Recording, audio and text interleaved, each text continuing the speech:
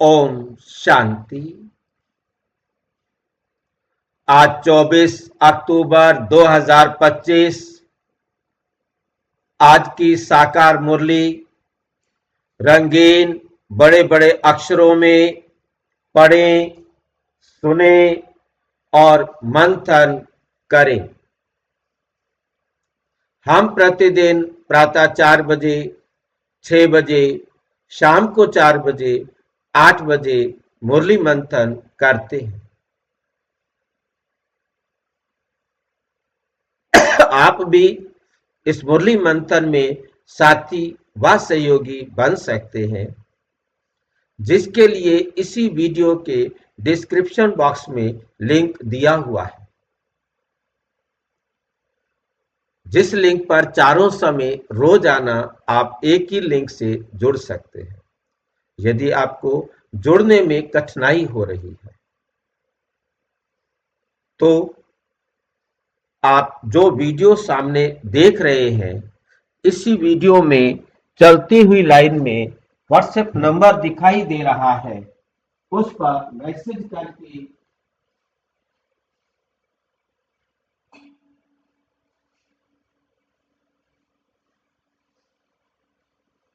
आप लिंक मंगा सकते हैं, प्रश्न पूछ सकते हैं। आपका कोई सुझाव है तो वो सुझाव भी दे सकते हैं। अच्छा, ओम शांति। आज की साकार मुरली का सार।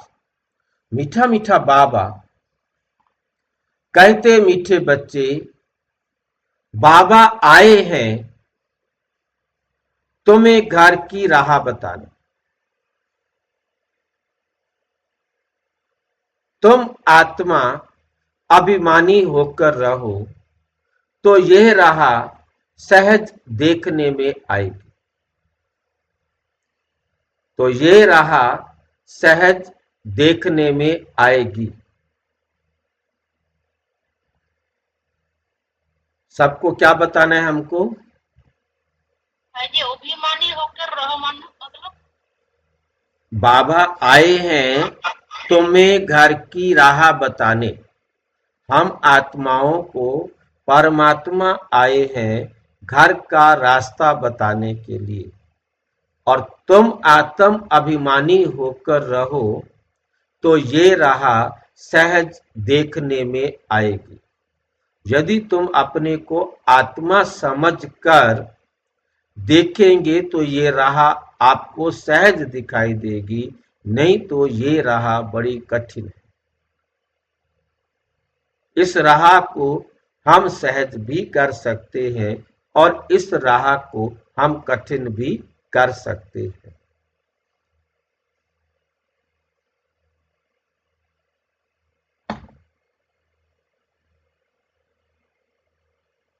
परंतु कठिन कब है? जब हम देह अभिमान में होंगे। सहज कब है? जब हम आत्म अभिमानी होंगे। प्रश्न, संगम पर कौन सी ऐसी नॉलेज मिली है जिससे सतयुगी देवताएं मोहजीत कहलाते हैं? सतयुग के देवी देवताओं को कहा जाता है वो मोहजीत है। मोहजीत को हम निर्मोही भी कह सकते हैं, जिनका किसी पर भी मोह नहीं। निर्मोही में और मोहजीत में क्या अंतर समझते हो?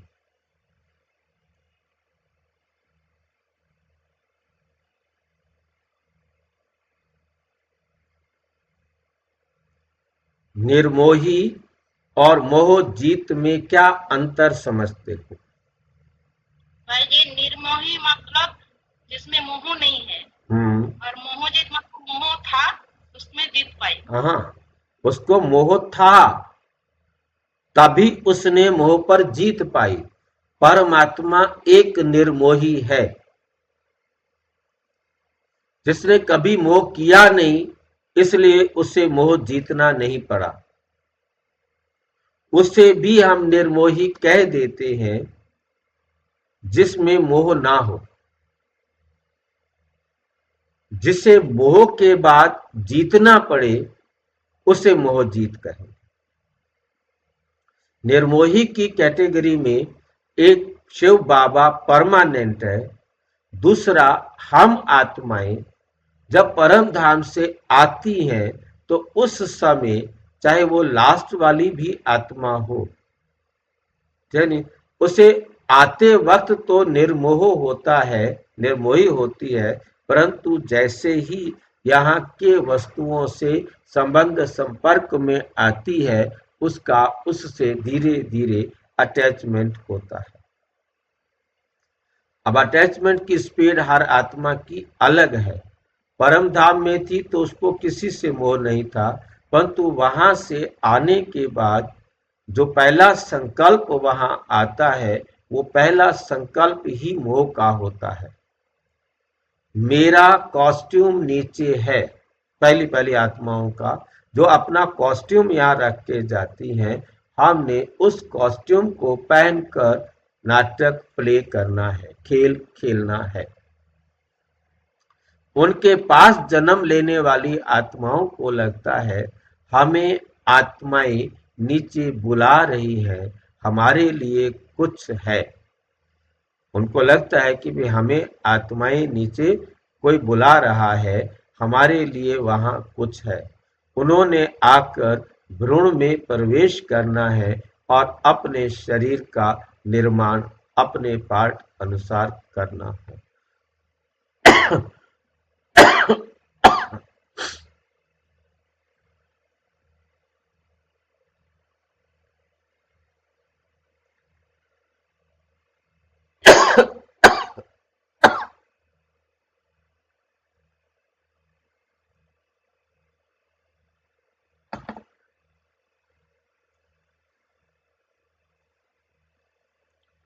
इसलिए सतयुग में जो देवताएं होते हैं वो परम धाम से आए हैं, उन्हें अब किसी चीज में मोह नहीं।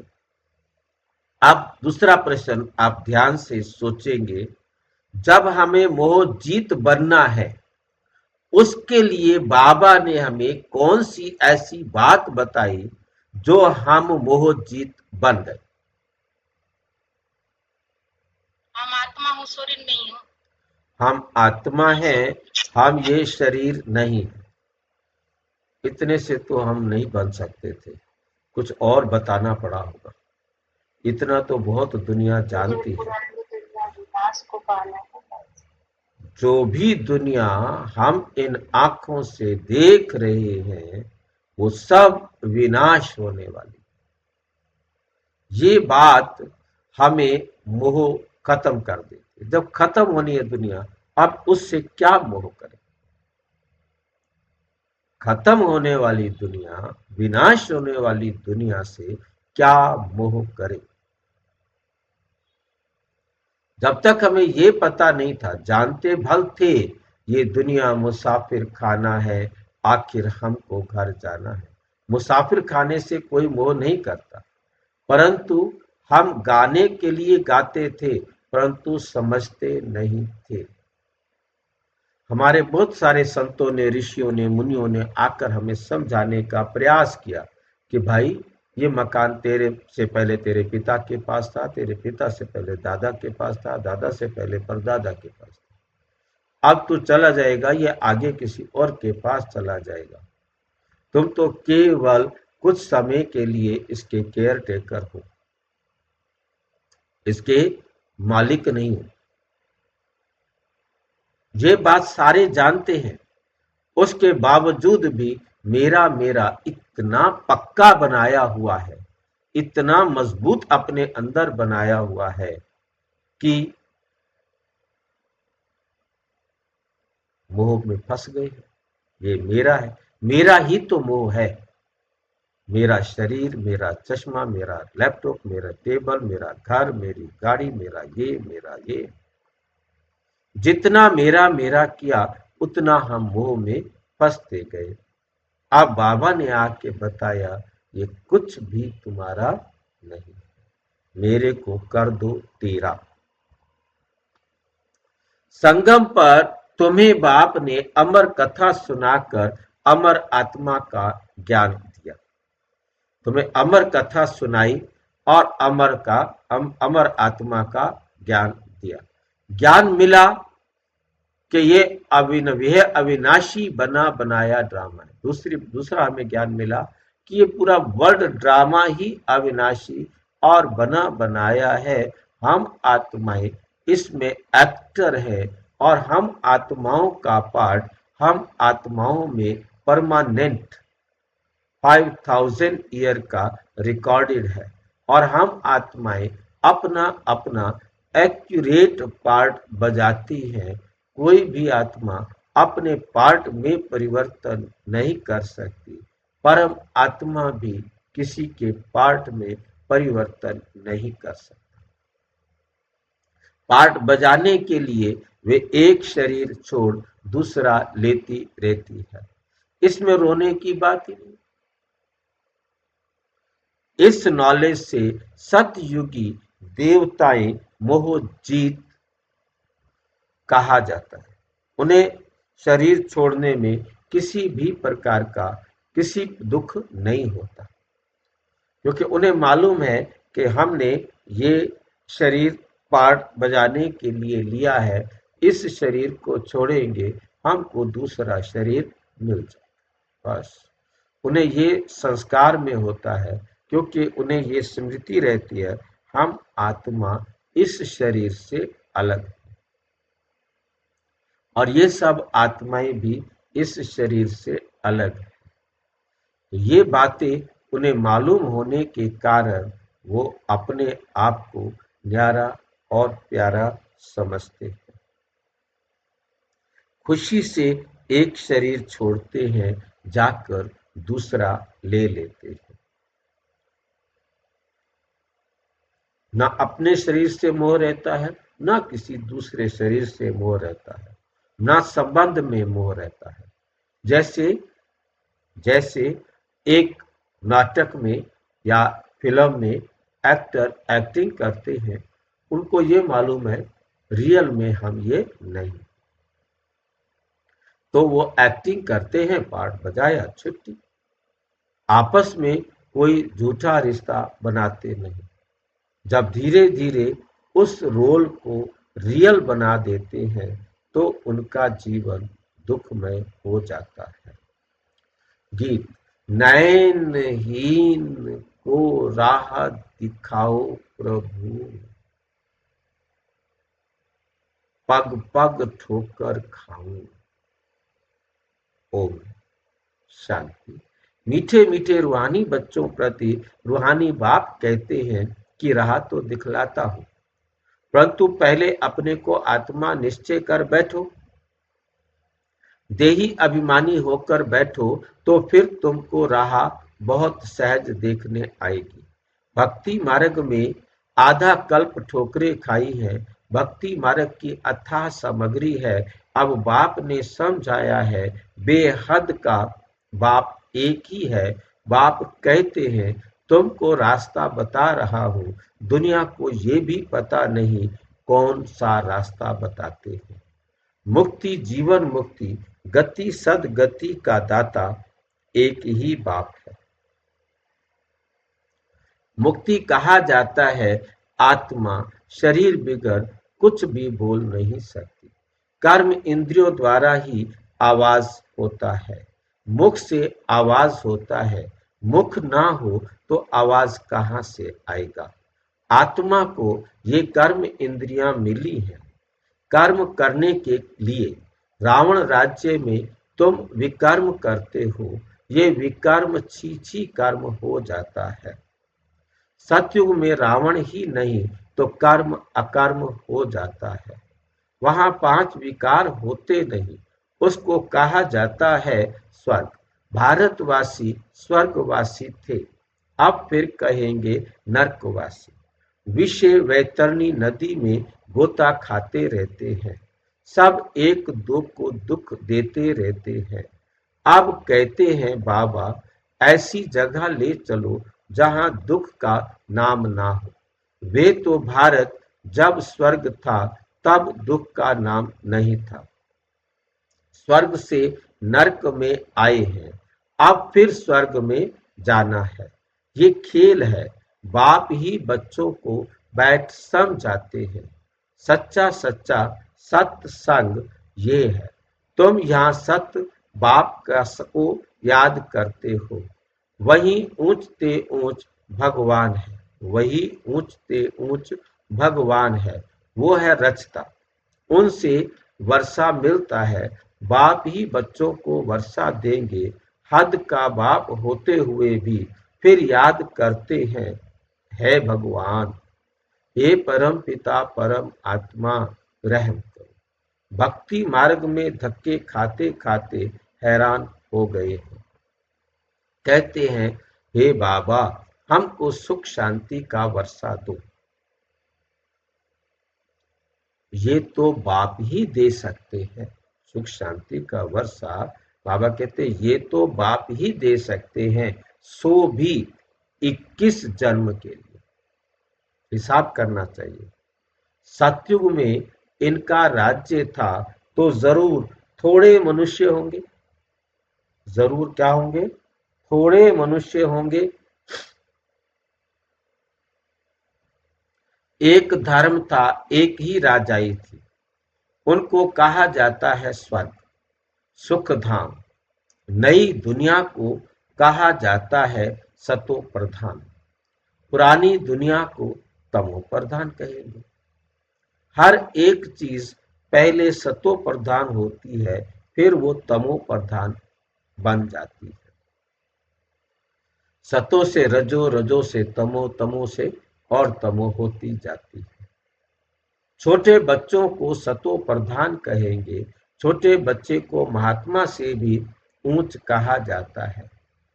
महात्माएं तो जन्म लेते हैं, फिर बड़े होकर विकारों का अनुभव करके घर बार छोड़ भागते। छोटे बच्चे को तो विकार का पता नहीं, बिल्कुल इनोसेंट है, इसलिए महात्मा से भी ऊंच कहा जाता है। देवताओं की महिमा गाते हैं, सर्वगुण संपन्न।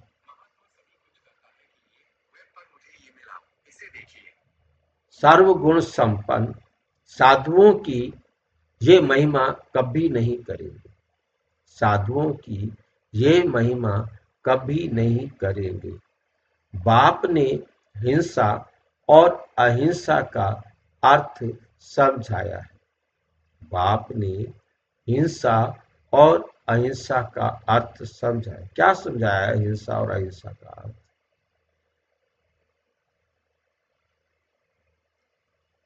बाबा ने हिंसा और अहिंसा का अर्थ क्या समझाया है?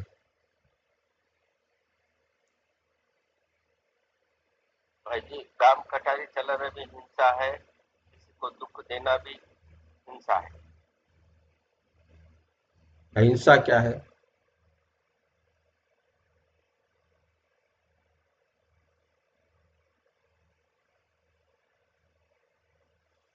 अहिंसा किसे कहेंगे? हिंसा माना दूसरों को दुख देना। और अहिंसा माना सबके साथ प्यार से चलना। हाँ जी, सबके साथ प्यार से चलना। सबके साथ प्यार से चलना, किसी को दुख ना देना। ना हमने दुख देना है, ना हमको दुख लेना है। बाप ने हिंसा और अहिंसा का अर्थ समझाया है। किसको भी मारना, इसको हिंसा कहा जाता है। और सबसे बड़ी हिंसा है काम कटारी चलाना।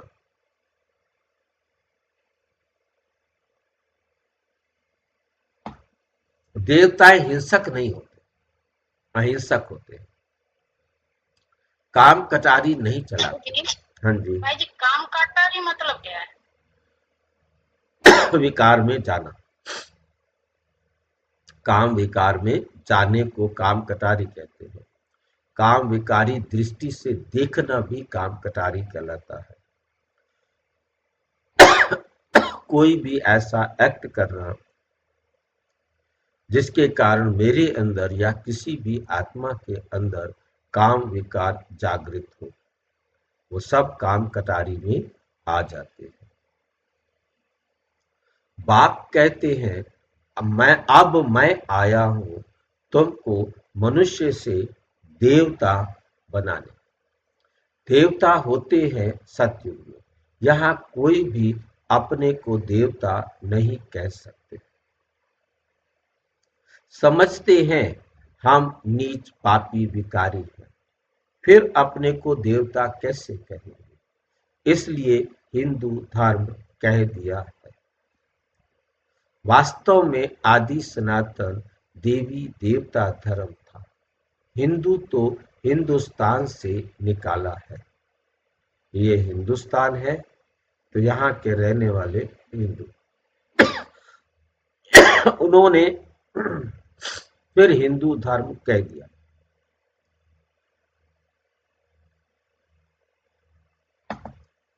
तुम देवी देवता धर्म के हैं। तुम कहेंगे हम देवी देवता धर्म के हैं, तो भी वो क्या करेंगे? हिंदू में लगा देंगे। ये किसकी बात है हिंदू में लगा देंगे? जब जनगणना होती है, तो जब हम जनगणना करने के लिए जाते थे, घर घर पूछते थे, वो कहते थे हम आर्य समाजी हैं, तो हम लिख देते हिंदू। वो खुद कह देते थे हिंदू तो ठीक है। यदि वो कह देते कि हम राधा स्वामी हैं, हम मतलब कोई भी मतलब जो है ना नाम ले देते थे, तो हम उनको हिंदू में लिख देते थे। हम तो राम के भगत हैं, हम तो कृष्ण के भगत हैं, यानी हमारा इष्ट देव तो ये है, हमारा धर्म तो सनातन धर्म है। हम तो मतलब इस प्रकार से कुछ भी कहेंगे हम हिंदू लिख देंगे, सिर्फ क्योंकि हमारे को वहां से लिस्ट दी हुई थी। ये बौद्ध धर्म है, ये जैन धर्म। हाँ जी, जनगणना है, हाँ जी, धर्म का हिसाब से होते हैं।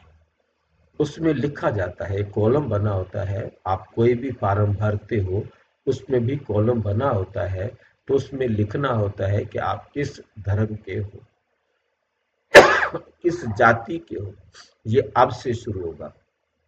अब जो जनगणना होगी 27-26-27 में, उसमें जातिगत जनगणना होगी, जाति की भी उसमें काउंटिंग होगी कि आप किस जाति के हो। पहले नहीं होते थे, तो पहले धर्म पूछा जाता था। जी, इसमें फायदा क्या है? फायदा ये है कि हमें पता लग जाता है कि हमारे देश में कितने हिंदू हैं, कितने मुस्लिम हैं, कितने जैन हैं, कितने बुद्धिस्ट हैं, कितने क्रिश्चियंस हैं। मतलब हमारे पास पूरी धर्मों की एक लिस्ट होती थी। हम उस लिस्ट में उसका नाम है वो लिखते थे, क्योंकि अलग अलग कोई कुछ बताएगा, कोई कुछ बताएगा। हम तो गुरु माँ को मानते हैं, तो हम देखते थे भी क्या गुरु माँ किधर किस प्रांत में है, क्योंकि पूरे दिल्ली में तो हमारे ऑल ओवर इंडिया से आए हुए होते हैं, तो उनको हम फिर उसी प्रकार से मूर्ति पूजा में यदि वो आ गया है तो उसको हिंदू हम लिख देते थे। यदि हमारी लिस्ट में नाम नहीं है तो उसको फिर हम हिंदू ही कर देते थे। हम देवता धर्म के हैं तो भी हिंदू में लगा देंगे, कहेंगे हमारे पास कॉलम ही हिंदू का है, हम कुछ और लिख ही नहीं सकते। पतित होने के कारण अपने को देवता कह नहीं सकते। ये बात बाबा ने मुरली में स्पष्ट की है। सावरकर जो एक हिंदू था, उसको बाबा ने पूछा कि आप हिंदू क्यों कहते हो, आप अपने आप को देवी देवता क्यों नहीं कहते? कहते हम देवताओं वाले गुण खो चुके हैं, हमारे पास अब वो देवताओं वाले गुण हैं नहीं, हम अपने को देवता धर्म कैसे कहें, देवी देवता कैसे कहें? हम पूज्य देवता थे, अब पुजारी बने हैं। पूजा भी पहले सिर्फ शिव की करते, फिर व्यभिचारी पुजारी बने। बाप एक है, उनसे वर्षा मिलता है, बाकी तो अनेक प्रकार के देवियां आदि हैं। उनसे कोई वर्षा नहीं मिलता। इस ब्रह्मा से भी तुमको वर्षा नहीं मिलता। एक है निराकारी बाप, दूसरा है साकारी बाप। साकारी बाप होते हुए भी हे भगवान, हे परम पिता कहते रहते हैं। लौकिक बाप को ऐसे नहीं कहेंगे। जो वर्षा बाप से मिलता है, पति और पत्नी हाफ पार्टनर होते हैं, तो उनको आधा आधा हिस्सा मिलना चाहिए। पहले आधा उनका निकाल बाकी आधा बच्चों को देना चाहिए। परंतु आजकल तो बच्चों को ही सारा धन दे देते हैं।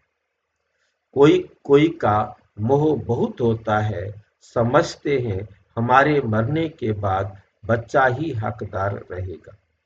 आजकल के बच्चे तो बाप के चले जाने पर माँ को पूछते भी नहीं।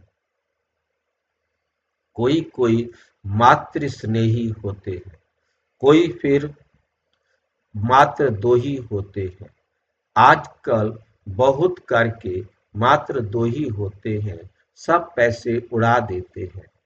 धर्म के बच्चे भी कोई कोई ऐसे निकल पड़ते हैं जो बहुत तंग करते हैं। अब बच्चों ने गीत सुना, कहते हैं बाबा हमको सुख का रास्ता बताओ, जहां चैन हो। रावण राज्य में तो सुख हो ना सके। भक्ति मार्ग में तो इतना भी नहीं समझते कि शिव अलग है, शंकर अलग है। बस माथा टेकते रहो, शास्त्र पढ़ते रहो। अच्छा, इससे क्या मिलेगा? कुछ भी पता नहीं। सर्व के लिए शांति और सुख का दाता तो एक ही बाप है। सतयुग में सुख भी है तो शांति भी। भारत में सुख शांति थी, अब नहीं है। इसलिए भक्ति करते दर दर धक्का खाते रहते हैं। अभी तुम जानते हो, शांति धाम सुख धाम में ले जाने वाला एक ही बाप है। बाबा हम सिर्फ आपको ही याद करेंगे। बाबा हम सिर्फ आपको ही याद करेंगे, आपसे ही वर्षा लेंगे। बाप कहते हैं देह सहित देह के सर्व संबंधों को भूल जाना है, एक बाप को याद करना है। ये यहाँ ही पवित्र बनना है। याद नहीं करेंगे तो फिर सजाएं खानी पड़ेगी, पद भी भ्रष्ट हो जाएगा। इसलिए बाप कहते हैं याद की मेहनत करो। आत्माओं को समझाते हैं और कोई भी सत्संग आदि ऐसा नहीं होगा जहां ऐसे कहें, ये रूहानी बच्चों, ये है रूहानी ज्ञान। बाबा आकर जो हमें दे रहे हैं, ये है रूहानी ज्ञान, जो रूहानी बाप से ही बच्चों को मिलता है। रूह रूह अर्थात निराकार, शिव भी निराकार है ना। तुम्हारी आत्मा भी बिंदी है, बहुत छोटी, उनको कोई देख ना सके सिवाय दिव्य दृष्टि के। दिव्य दृष्टि बाप ही देते हैं। भगत बैठ हनुमान गणेश आदि की पूजा करते हैं। अब उनका साक्षात्कार कैसे हो? बाप कहते हैं दिव्य दृष्टि दाता तो मैं ही हूँ। जो बहुत भक्ति करते हैं तो फिर मैं ही आकर उनको साक्षात्कार कराता हूँ, परंतु इससे फायदा कुछ भी नहीं। साक्षात्कार से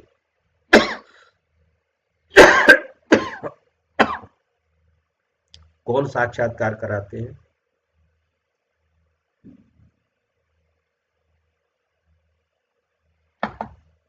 साक्षात्कार कौन कराते हैं? बाबा। बाप कहते हैं दिव्य दृष्टि दाता तो मैं ही हूँ। जो बहुत भक्ति करते हैं तो फिर मैं ही उनको साक्षात्कार कराता हूँ, परंतु इससे फायदा कुछ भी नहीं। ठीक बोल रहे हैं बाबा क्या?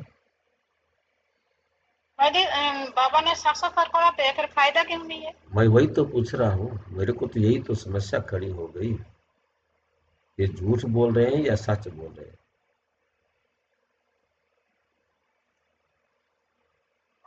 साक्षात्कार माना समझ में आना बाबा ज्ञान। फिर बाबा ने साक्षात्कार कराया, फिर फायदा कुछ भी नहीं क्यों? बाबा क्या ऐसा व्यर्थ काम कराते हैं क्या?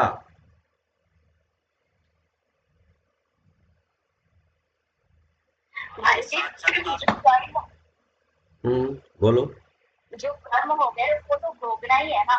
सिर्फ हमें समझ ही तो मिलती है कि हमने ऐसा किया है, लेकिन भोगना तो पड़ेगा ना उसको। भाई भक्ति में साक्षात्कार कराया, सारी दुनिया पागल हुई पड़ी है, कहती है मेरे को साक्षात्कार हो, मेरे को साक्षात्कार हो। ज्ञानू भगत को साक्षात्कार हुआ, फलाने को साक्षात्कार हुआ, मेरे को भी दर्शन दो। और बाबा कहते साक्षात्कार मैं कराता हूँ। और साक्षात्कार यदि बाबा कराता है तो बाबा क्या व्यर्थ काम कराता है क्या? वेला बैठा है क्या? भाई जी साक्षात्कार भी दो प्रकार के होते हैं। एक तो कुछ तो ऐसा नया सा चमक के दिखाई देना, मूर्ति दिखाई देना, या खुद आपका अपना कोई दर्शन होना, ऐसा ऐसा भी एक साक्षात्कार होता है। और एक बात समझ में आना, ये भी एक साक्षात्कार होता है। तो फिर साक्षात्कार में फर्क होता है। जो चमक समझ में आती है, कुछ दिखाई देता है, विष्णु की मूर्ति कहो या श्री कृष्ण की मूर्ति दिखाई देती है, तो वो चमत्कार अलग होता है। भक्ति मार्ग का साक्षात्कार और ज्ञान मार्ग का साक्षात्कार होते हैं। बाबा। हाँ जी। फायदा क्यों नहीं होता? भाई है? फायदा क्यों नहीं होता, यही बात है ना। हाँ, समस्या तो यही है कि जब कोई मैं कराऊं तो शायद फायदा ना हो, कोई बात नहीं, मेरे पास व्यर्थ बहुत है। भाई जी शिव फायदा ये बाबा नहीं है कि साक्षात्कार कराए। साक्षात्कार हाँ जी। साक्षात्कार करने से कुछ नहीं। तो साक्षात्कार को खाली टारगेट दिया जाता है कि तुम्हें ऐसा बनना है, तो पुरुषार्थ तो खुद करना पड़ेगा ना भाई जी, इसलिए फायदा कुछ नहीं। खुद बाप बाप को भी कुछ भी नहीं करता, खाली आखिर रास्ता दिखाता है। पुरुषार्थ तो हमें करना है, हर एक आत्मा को अपना अपना पुरुषार्थ करना है, इसलिए फायदा उसमें नहीं।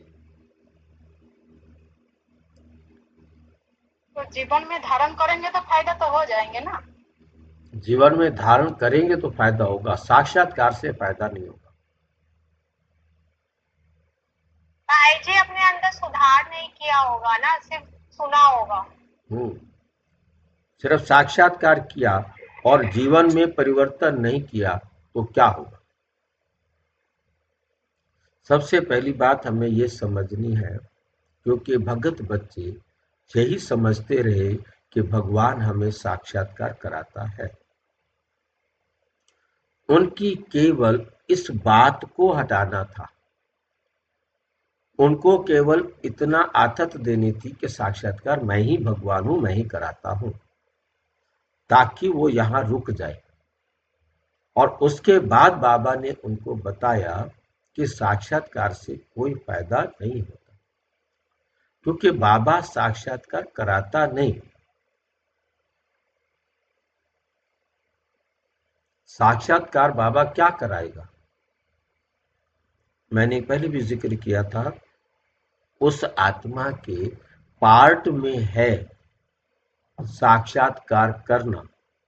तो उसने उस मूर्ति का साक्षात्कार करना है जिसको वो सारा दिन 24 घंटे याद करता रहा, नवधा भक्ति उसने की।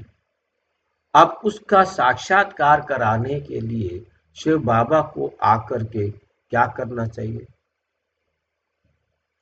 वो उस ड्रामा में, उस आत्मा में नूंद है, क्योंकि वो सारा दिन उसी का चिंतन करता रहता है, तो सपने में भी उसको उसी का ही साक्षात्कार हो जाता है। वैसे कोई ऐसा साक्षात्कार होता नहीं। ये है भक्ति मार्ग का साक्षात्कार, जो परम आत्मा नहीं कराते, क्योंकि जिसकी वो भक्ति करता रहा उसका साक्षात्कार हो गया। उसका कारण है कि जो काम हम सारा दिन करते रहते हैं वही फिर हमारे सपनों में भी दिखाई देता है। बाकी कोई शिव बाबा आकर साक्षात्कार कराए ऐसा नहीं होता। बाकी आत्माएं आती हैं, आत्माएं बताती हैं, आत्माएं बोलती हैं, वो अलग आत्माओं का पार्ट है। ठीक है क्या नहीं? परंतु इससे फायदा कुछ भी नहीं, सिर्फ खुश हो जाते हैं। पाप तो फिर भी करते हैं, भक्ति मार्ग में पाप तो फिर भी करते रहते हैं, मिलता कुछ भी नहीं। पढ़ाई बेकर कुछ पाप, पढ़ाई बेगर कुछ बन थोड़े सकेंगे। देवताएं सर्वगुण संपन्न हैं, तुम भी ऐसे बनो ना। बाकी तो वे है सब भक्ति मार्ग का साक्षात्कार। सचमुच श्री कृष्ण से झूलो, स्वर्ग में उनके साथ रहो। वे तो पढ़ाई पर है, जितना श्रीमत पर चलेंगे उतना ऊंच पद पाएंगे। श्रीमत भगवान की गाई हुई है, श्री कृष्ण की श्रीमत नहीं कहेंगे। परम पिता परम आत्मा की श्रीमत से श्री कृष्ण की आत्मा ने पद पाया है। तुम्हारी आत्मा भी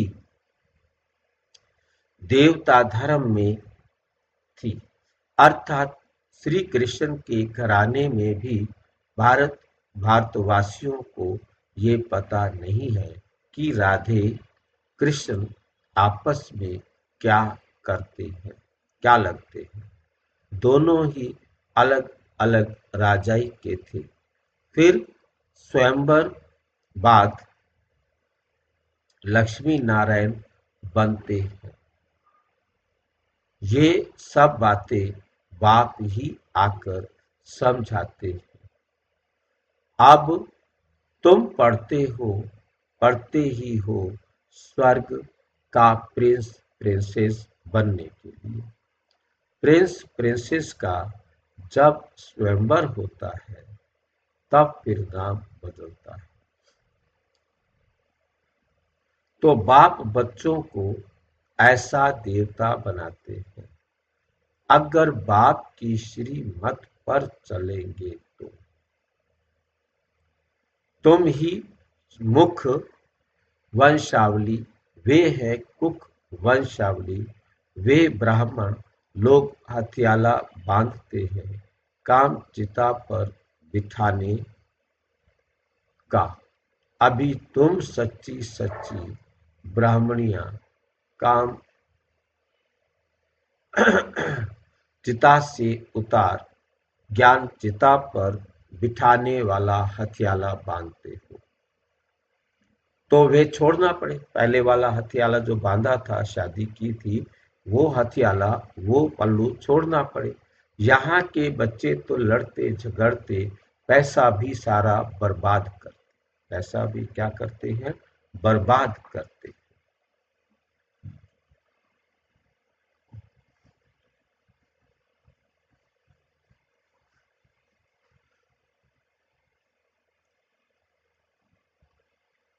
पैसा भी सारा बर्बाद करते हैं। आजकल दुनिया में बहुत गंद है। सबसे गंदी बीमारी है बाइस्कोप। अच्छे बच्चे भी बाइस्कोप में जाने से खराब हो पड़ते हैं। इसलिए बीके को बाइस्कोप में जाना मना है। हाँ, जो मजबूत है उनको बाबा कहते हैं वहां भी तुम सर्विस करो। उनको समझाओ ये भाई जी, तो जैसे जैसे साक्षात्कार से कोई फायदा नहीं होता, वैसे ही जो बायोस्कोप देखने से कोई नुकसान नहीं होता, पर जो उसको समझ के देखता है उससे कुछ नुकसान नहीं होता। हम्म, परंतु यहाँ बाबा क्या कह रहे हैं कि आप वहां जाओ, परंतु सेवा करने के लिए वहां भी तुम सर्विस करो, उनको समझाओ। ये तो हद का बाइस्कोप है, एक है हद का बाइस्कोप और एक है बेहद का बाइस्कोप।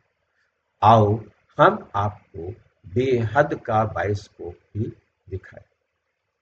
बेहद के बाइस्कोप से ही फिर ये हद के झूठे बाइस्कोप निकले हैं। अभी तुम बच्चों को बाप ने समझाया है, मूल वतन है जहां सभी आत्माएं रहती हैं, फिर बीच में है सूक्ष्म वतन, ये है साकार वतन। खेल सारा यहाँ चलता है, ये चक्र फिरता ही रहता है। तुम ब्राह्मण बच्चों को ही स्वदर्शन चक्रधारी बनना है, देवताओं को नहीं। परंतु ब्राह्मणों को ये अलंकार नहीं देते हैं, क्योंकि पुरुषार्थी हैं। आज अच्छे चल रहे हैं, कल गिर पड़ते हैं, इसलिए देवताओं को दे देते हैं, कृष्ण के लिए दिखाते हैं। स्वदर्शन चक्र से अक्कासुर बकासुर आदि को मारा। अब उनको तो अहिंसा परमो धर्म कहा जाता है, फिर हिंसा कैसे करेंगे? अहिंसा परमो धर्म वाले हिंसा कैसे करेंगे?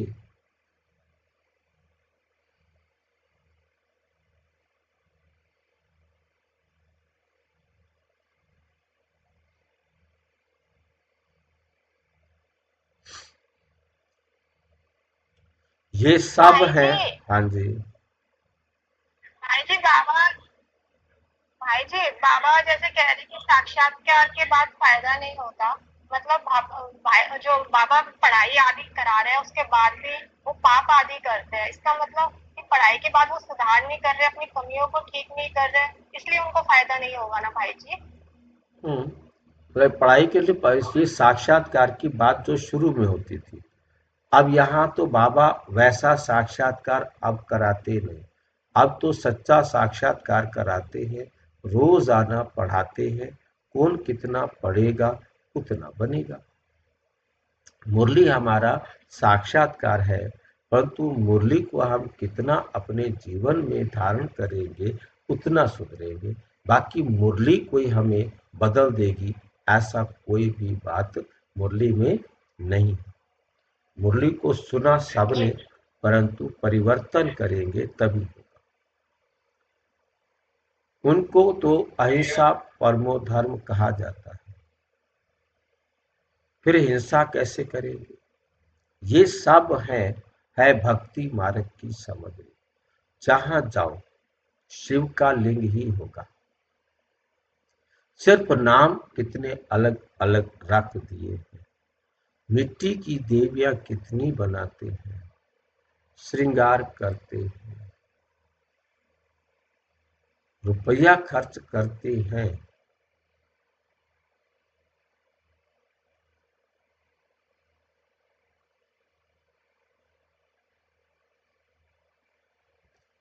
उत्पत्ति की फिर पूजा करेंगे, पालना कर फिर जाए डुबोते हैं। कितना खर्चा करते हैं। गुडियों की पूजा में मिला तो कुछ भी नहीं। बाप बाप समझाते हैं।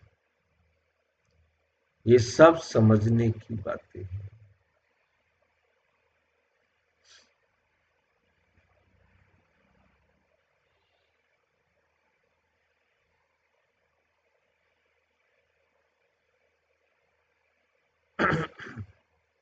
ये सब पैसे बर्बाद करने की भक्ति है।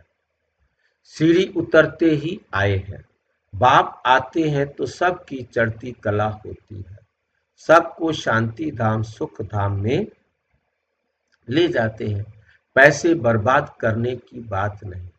फिर भक्ति मार्ग में तुम पैसे बर्बाद करते करते इंसॉल्वेंट बन गए हो। सॉल्वेंट इंसॉल्वेंट बनने की कथा बाप बैठ समझाते हैं। तुम इन लक्ष्मी नारायण की डिनाइस्टी के थे, अब तुमको नर से नारायण बनने की शिक्षा बाप देते हैं। वो लोग तीजरी की कथा, अमर कथा सुनाते हैं, है सब झूठ। तीजरी की कथा तो यह है जिससे आत्मा का ज्ञान का तीसरा नेत्र खुलता है। सारा चक्र याद की यात्रा की याद की यात्रा का मतलब हम समझते हैं हमारे में हर पल सुधार आता रहना चाहिए, चाहे वो मेरा सर्वेंट हो, चाहे मेरा बॉस हो, चाहे मेरा साथी हो।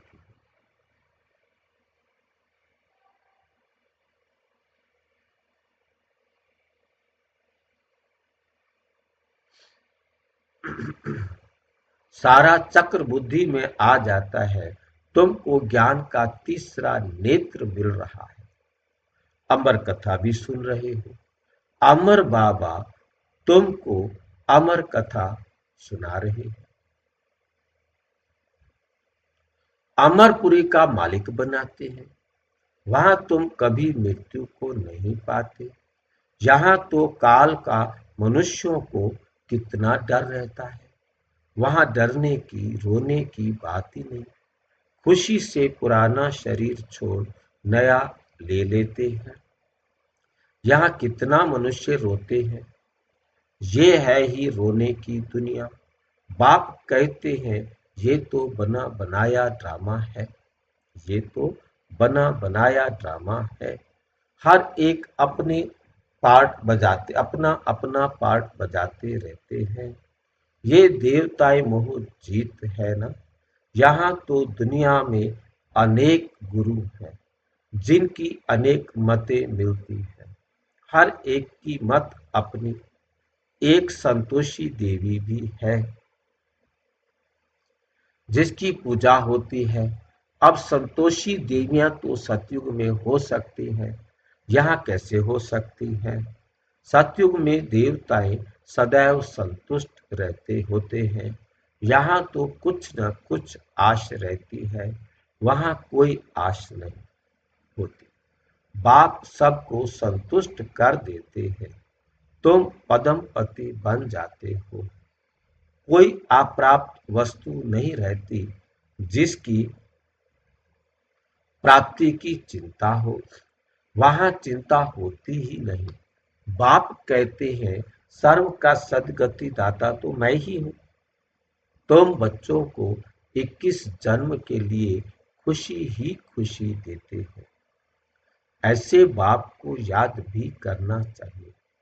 याद से ही तुम्हारे पाप भस्म होंगे और तुम सतो प्रधान बन जाएंगे।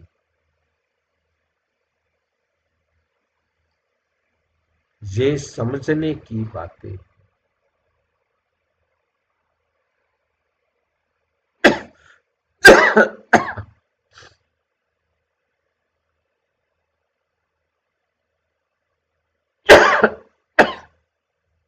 जितना औरों को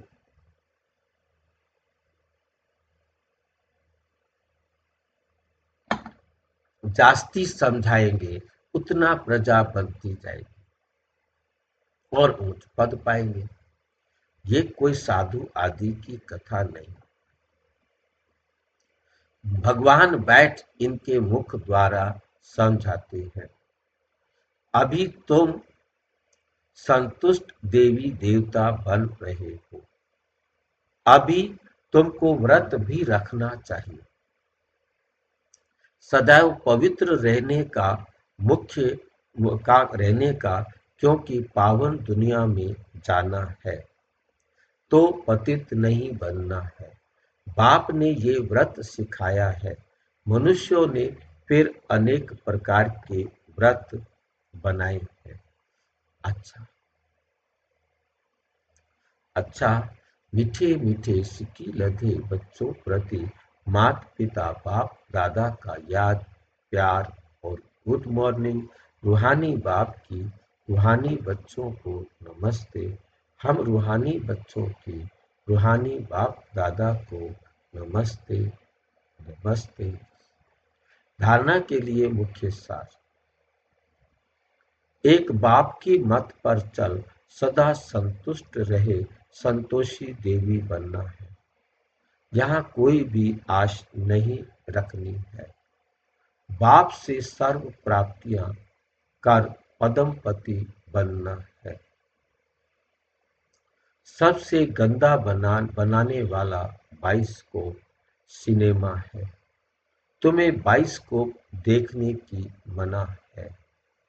तुम बहादुर हो तो हद और बेहद के बाइस्कोप का राज समझ दूसरों को समझाओ, सर्विस करो। वरदान। तीव्र पुरुषार्थ और सेवा में विधि पूर्वक वृद्धि को प्राप्त करने वाले तीव्र पुरुषार्थी भव। ब्राह्मण अर्थात विधि पूर्वक जीवन। कोई भी कार्य सफल तब होता है जब विधि से किया जाता है। अगर किसी भी बात में स्वयं के पुरुषार्थ या सेवा में वृद्धि नहीं होती है तो जरूर कोई विधि की कमी है। इसलिए चेक करो कि अमृत वेले से रात तक मनसा वाचा कर्मणा व संबंध संपर्क विधि पूर्वक रहा, अर्थात वृद्धि हुई। अगर नहीं तो कारण को सोचकर निवारण करो। दिल शिकस्त नहीं होंगे। अगर विधि पूर्वक जीवन है तो वृद्धि अवश्य होगी और तीव्र पुरुषार्थी बन जाएंगे। स्लोगन। स्वच्छता और सत्यता में संपन्न बनना ही सच्ची पवित्रता है। अव्यक्त इशारे।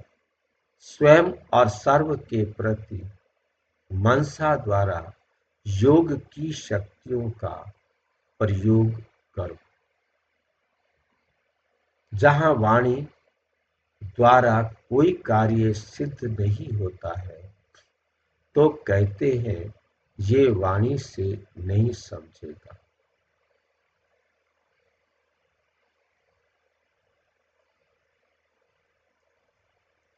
ये वाणी नहीं समझेंगे। शुभ भावना से परिवर्तन होंगे। जहां वाणी कार्य का को सफल नहीं कर सकती वहां साइलेंस की शक्ति भी कोई भी उस सफलता प्राप्त नहीं कर सकता।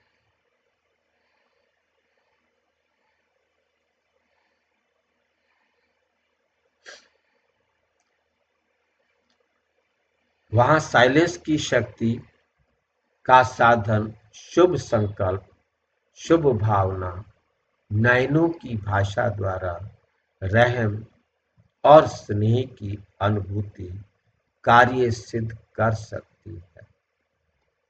अच्छा, ओम शांति।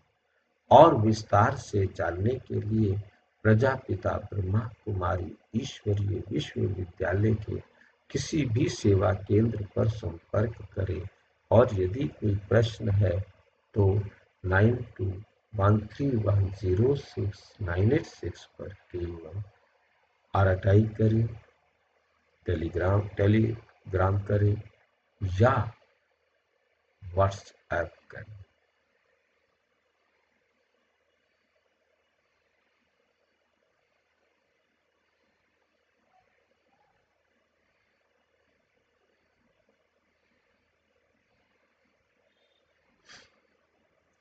9650692270 पर केवल व्हाट्सएप करें, फोन नहीं। ओम शांति।